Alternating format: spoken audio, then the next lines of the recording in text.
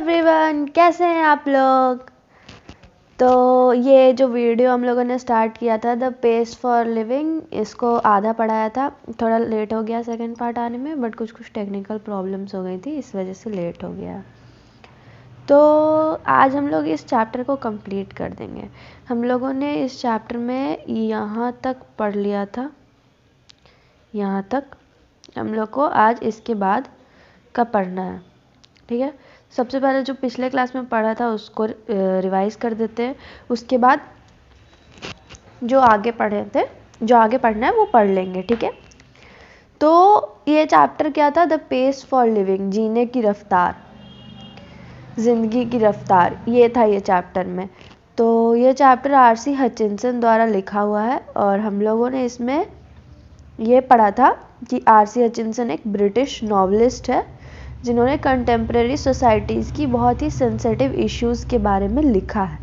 तो ये तो ऑथर के बारे में पढ़ा था।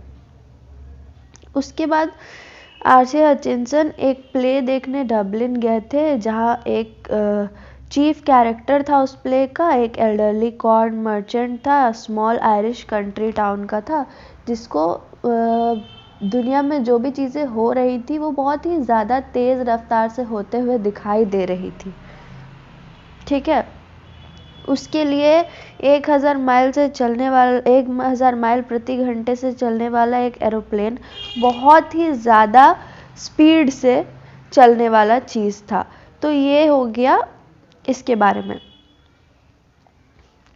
कि जब ऑथर एक प्ले देखने गए, प्ले का जो चीफ कैरेक्टर था उसके बारे में था ये पहला पैराग्राफ। इसको बहुत अच्छे से पिछले वीडियो में एक्सप्लेन किया हुआ है, पिछले वीडियो का लिंक डिस्क्रिप्शन में है। और पिछले वीडियो में साउंड थोड़ा कम है, तो ईयरफोन्स यूज़ करेंगे तो आप लोगों को साउंड ठीक ठाक आएगा, तो ये चीज़ ध्यान रखें। उसके बाद फिर अगले पैराग्राफ में है, for me that was the most enchanting line, मतलब ये जो लाइन था 1000 माइल पर आवर वाला, ये बहुत ही इंचैंटिंग था ऑथर के लिए, बहुत ही खुश कर देने वाला था कि मतलब इतना बड़ा बात एक छोटे से लाइन में कह गए थे, ठीक है। उसके बाद ऑथर ने नेक्स्ट पूरे पैराग्राफ में ये बताया था कि उनको तेज़ रफ्तार किस तरीके से पसंद है, किस तरीके से उनको एक दिन लंदन में और एक दिन पेरिस में खाना खाना पसंद है, वो उन्होंने वो सारी चीज़ें समझाई थी। उसके बाद उन्होंने कहा कि रफ्तार वगैरह तो ठीक है, बट रफ्तार के साथ चलने पे हम लोग उस ज़िंदगी के छोटे छोटे लम्हों के, जो उन लम्हों की खुशी होती है उसको मिस कर देते हैं।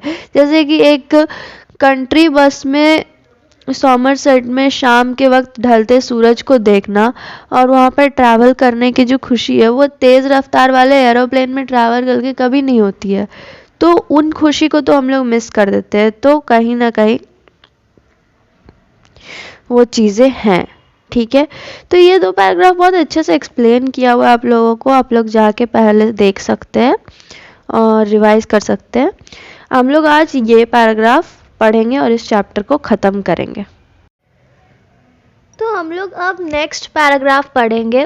सबसे पहले इसको रीड कर लेते हैं, उसके बाद इसको समझा देंगे और फिर उसके बाद एक समरी दे देंगे, ठीक है। तो I speak with prejudice because I belong to the tribe of slow thinkers, those who are cursed with l'esprit de l'escalier। यहाँ पे ऑथर कहना चाहते हैं कि ऑथर प्रेजुडिस के साथ बात कर रहे हैं। प्रेजुडिस मतलब होता है पूर्वाग्रह, एक पहले से फीलिंग, एक पहले से आपकी धारणा बनी हुई है, आप उसी के साथ बात कर रहे हैं, अपने धारणा के अनुसार बात कर रहे हैं, आप उसके अलावा कुछ नहीं सोच रहे। तो ऑथर एक पहले से बने हुए पूर्वाग्रह, एक धारणा से ये बोलना चाह रहे हैं, क्योंकि ऑथर एक ऐसे ट्राइब मतलब होता है कस्बा, एक ऐसे कस्बे से बिलोंग करते हैं जो कि बहुत ही धीमी गति से सोचते हैं। उस कस्बे के लोग बहुत ही धीमी गति से सोचते हैं, ठीक है, जो कि इस चीज़ से कर्स्ड है, एल एस्पिरिट दे एल एस्केलियर, ठीक है, इस चीज़ से कर्स्ड है। तो कर्स्ड मतलब होता है श्रापित होना, ठीक है। तो इसका मतलब ये होता है कि मान लीजिए दो लोगों में लड़ाई हो रही है, आप में और आपके दोस्त में लड़ाई हो रही है, ठीक है, और आपके दोस्त ने कुछ बहुत ही अच्छा एक बात बोला सॉरी, आपके दोस्त ने एक बहुत ही अच्छा कुछ बात बोला और आपको उस वक्त उस चीज़ का एक इंस्टेंट रिप्लाई नहीं आया, उसका रिप्लाई आपको बहुत देर के बाद आया, तो आप क्या हुए? Slow thinker.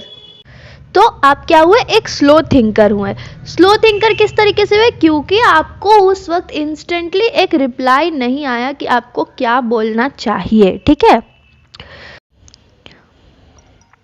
तो इस लाइन का मतलब ये होता है कि ऑथर एक ऐसे कस्बे से बिलोंग करते हैं, एक ऐसे कस्बे से आते हैं जहाँ पे लोग धीमी गति से सोचते थे। People who light on the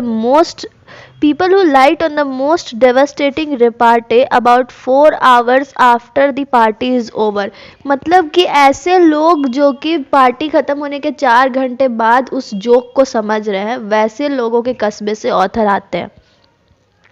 I am one of those who are guaranteed to get the lowest marks in any intelligence test because those tests or all the ones I have come across seem to be designed to measure the speed of your mind more than anything else। अब author बोल रहे हैं कि अगर किसी भी तरीके का कोई भी इंटेलिजेंस का टेस्ट कभी भी लिया जाएगा तो ऑथर उसमें सबसे कम मार्क्स लाएंगे। क्यों?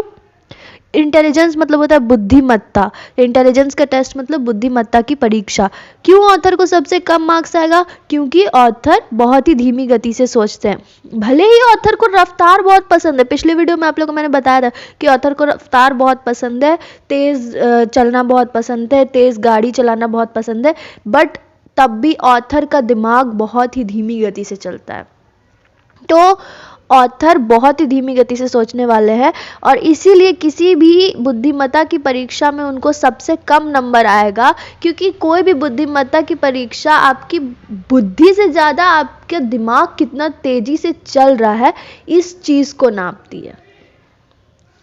ठीक है, इतना चीज़ समझ गए आप लोग। उसके बाद फिर अगला लाइन है, Obviously, we slow thinkers are terribly handicapped in the business of getting a living। अब बोल रहे हैं ऑथर कि हम लोग जो धीमी गति से सोचने वाले लोग होते हैं वो हैंडीकैप है। हैंडीकैप मतलब अपाहिज है इस मामले में। किस मामले में? अपना लिविंग अर्न करने में। लिविंग मतलब अपना रोजी रोटी जीविका चलाने में हम लोग अपाहिज हो जाते हैं क्योंकि हम लोग धीमी गति से सोचते हैं। But what I am thinking about just now is not so much the practical use of one's mind as its use for judgment। अब ऑथर बोल रहे हैं कि अब हम इतना बोलने के बाद अब ऑथर मजाक में बोल रहे हैं कि बट अभी जो हम ये सब चीज़ सोच रहे हैं ये कोई प्रैक्टिकल यूज़ का नहीं है, बस इंजॉयमेंट के लिए सोच रहे हैं, बस मौज के लिए सोच रहे हैं। तो मतलब ऑथर इस पैराग्राफ में यही बताना चाहते हैं कि ऑथर एक ऐसे कस्बे से बिलोंग करते हैं जहाँ पे धीमी गति से सोचने वाले लोग हैं और ऑथर भी धीमी गति से सोचते हैं, इसीलिए वो कभी भी किसी तरह के बुद्धिमत्ता की परीक्षा में उत्तीर्ण नहीं हो सकते हैं अच्छे नंबरों से। ठीक है, उसके बाद है अगले पैराग्राफ में, As an example, when I go to cinema, I find myself in a hopeless fog and after 2 to 3 minutes, I have to turn to my wife for enlightenment। यहाँ पे ऑथर कह रहे हैं कि जब भी ऑथर सिनेमा देखने जाते हैं, मूवी देखने जाते हैं, तो वो अपने आप को एक होपलेस फॉग में पाते हैं। होपलेस मतलब होता है जहाँ आपको कोई आस नहीं दिखाई दे रही है, किसी तरीके की कोई आशा नहीं है, और फॉग मतलब कुहासा, कुहा होता है, मतलब ऐसा कुहासा में रहते हैं जहाँ से ऑथर को किसी भी तरीके की कोई भी आस नहीं होती है, होप नहीं होती है कि समझ में आएगा क्या चल रहा है सिनेमा में। ठीक है, तो ऑथर क्या करते हैं, अब आपको कोई चीज़ समझ में नहीं आती तो आप क्या करते हैं, माँ बाप, टीचर, इन लोगों के पास जाते हैं। तो ऑथर के साथ सिनेमा में कौन थी? उनकी वाइफ थी। तो ऑथर अपने वाइफ की तरफ मुड़ते हैं ताकि उनकी वाइफ उनको इनलाइटन करे। इनलाइटन मतलब उस चीज़ की जानकारी दे। आई विस्पर, विस्पर मतलब धीरे से कोई चीज़ बोलना, फुसफुसाना। I whisper, is this the same girl as the one we saw in the beginning, कि क्या वो यही लड़की है जिसको हम लोग शुरुआत में देखे थे? बिगनिंग मतलब शुरुआत। And she whisper back, no there are three girls in this film, a tall blonde, a short blonde and a medium size brunette. तब ऑथर की वाइफ ये समझाती ऑथर को कि नहीं, इस मूवी में 3 लड़की है, एक लंबी है जिसका उजला बाल है, एक छोटी है जिसका उजला बाल है, और एक मीडियम साइज की है, बीच के साइज की है और जिसका काला बाल है। ठीक है, ब्रूनेट मतलब काला बाल, ब्लॉन्ड मतलब सफेद बाल, ठीक है। Call them A B and C. अब उनकी वाइफ बोलती है कि उन तीनों लड़कियों को ए बी और सी बुलाए। ए कौन हो गई? जो लंबी सफेद बाल वाली लड़की है, बी हो गई जो छोटी सफेद बाल वाली लड़की है, और सी हो गई जो छोटे कद की है बट उसका बाल काला है। The hero is that man who takes his hat off when he comes. The hero is that man who takes his hat off when he comes. अब ऑथर की वाइफ बता रही है कि हीरो वो इंसान है जो कि जब आता है तो अपना टोपी उतार देता है, ठीक है। He is going to fall in love with the girls B C A in order. अब ऑथर बोल रहे हैं, ऑथर की वाइफ ऑथर से बोल रही है कि जो वो हीरो है वो इन तीनों लड़कियों से प्यार में पड़ेगा, तीनों लड़कियों से प्यार में पड़ेगा। किस ऑर्डर में पड़ेगा? बी सी और ए के ऑर्डर में। यानी कि सबसे पहले जो छोटे कद की सफ़ेद बालों वाली लड़की है उससे प्यार करेगा, फिर जो मीडियम कद की काले बालों वाली लड़की है उससे प्यार करेगा, और उसके बाद जो सबसे लंबे कद की उजले बालों वाली लड़की है उससे प्यार करेगा। तो इस ऑर्डर में। तो ये सारी चीज़ें कौन समझा रहा है? ये सारी चीज़ें ऑथर की वाइफ समझा रही है। किसको? ऑथर को। क्यों? क्योंकि ऑथर को सिनेमा समझ में नहीं आ रहा है। And so it proves to be. There you have a mind which has trained itself to work in high gear thought, though as a matter of fact it can work in other gears just as well. तब author बोलते हैं कि अब यहाँ पे ये बात proof हो गया कि आपके पास एक दिमाग है जिसको आप लोगों ने ट्रेन किया है हाई गियर, मतलब कि बहुत ही तेज़ स्पीड में सोचने के लिए। As a matter of fact it can work in other gears, मतलब जैसा सिचुएशन होगा उस सिचुएशन में उस तेजी से यहाँ पे सोचा जा सकता है, बट ऐसा भी ट्रेन किया हुआ है कि बहुत तेजी से सोचा जा सके। But my point is that most of my fellow patients in cinema do think fast enough to keep up comfortably with rapid changes of scene and action.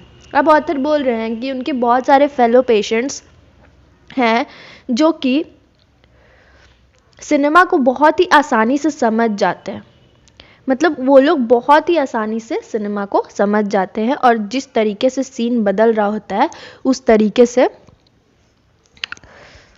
उस सीन को समझने लगते हैं, ठीक है।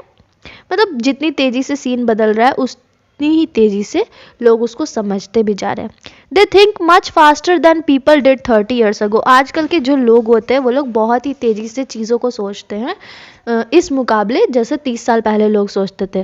Possibly because those who do not think fast in high street nowadays may not get another chance in the world to think at all. मतलब कि आज के दिन में अगर लोग हाई स्ट्रीट के लोग ज़्यादा जल्दी नहीं सोचेंगे तो इस दुनिया में उनका कोई गुजारा नहीं है। ये चैप्टर यहाँ पे ख़त्म हो गया। तो इस चैप्टर में बेसिकली हम लोगों ने ये पढ़ा कि ज़िंदगी की रफ्तार के बारे में ऑथर क्या सोचते हैं। ऑथर को कहाँ पे ज़िंदगी में तेज़ रफ्तार पसंद है और कहाँ पे ऑथर का दिमाग तेज़ नहीं चल पाता है और वो इस दुनिया की तेज़ी से मैच नहीं कर पाते हैं, ठीक है। तो पूरा चैप्टर बस ज़िंदगी की रफ्तार के बारे में लिखा हुआ है और इस चैप्टर को आप लोग 2-3 बार फिर से खुद से पढ़ेंगे तो फिर आप लोग को सारी चीज़ें समझ में आ जाएंगी। 1-2 बार वीडियो को देखेंगे, बहुत अच्छे से एक्सप्लेन करने की कोशिश की है मैंने। उसके अलावा अगर आप लोग को क्वेश्चन आंसर्स की वीडियो चाहिए तो प्लीज़ कमेंट सेक्शन में कमेंट करके बताएं।